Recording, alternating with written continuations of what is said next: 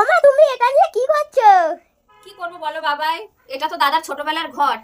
তো এখন দাদার বায়না করছে যে এটার মধ্যে যে কটা পয়সা জমেছে ওইগুলো দিয়ে দাদাকে তোমাকে একটা ভালো গিফট বানিয়ে দেবো, তাই আজকে তার জন্য এটা ভাঙতে হচ্ছে। তো বন্ধুরা তোমরা দেখতে থাকো এখানে কয় টাকা আছে, আর আমার বড় বাবা এটা ভাঙবে, দেখো বুঝিয়ে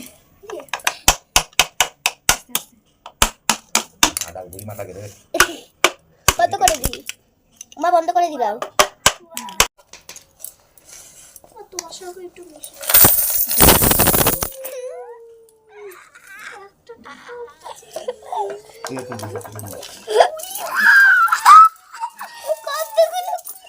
ভিডিওটা কতগুলো ওমা মোট কত টাকা হয়েছে? এই দেখো বাবাই, এখানে মোট হয়েছে, এখানে সব 10 টাকার কয়েন, আর এখানে হয়েছে সব 5 টাকার কয়েন। এই দেখো কতগুলো 5 টাকার কয়েন, আর এখানে আছে, এখানে হচ্ছে সব নোট। এই সব মিলিয়ে তোমার হয়েছে 1730 টাকা। 1730 টাকা, আর আমি সাথে কিছু দেবো, দিয়ে তোমাদের দুই ভাইয়ের জন্য একটা গিফট বানিয়ে আনবো। আর সেই গিফটটা বন্ধুরা তোমরা দেখতে থাকো, তোমাদেরকে অবশ্যই দেখাবো। টাটা। ওমা দি বাজার থেকে কিনে এসো আমাদের জন্য। এই দেখো বাবাই কি এনেছি, তাড়াতাড়ি আসো, ক্যামেরাটা ধরো, দেখাচ্ছি।